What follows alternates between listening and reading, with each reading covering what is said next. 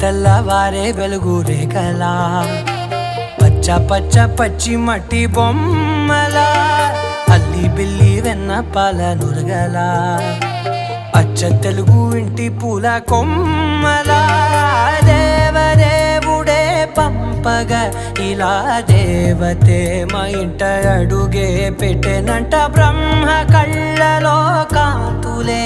మా అమ్మలా మా కోసం మళ్ళీ లాలి పాడేనంట.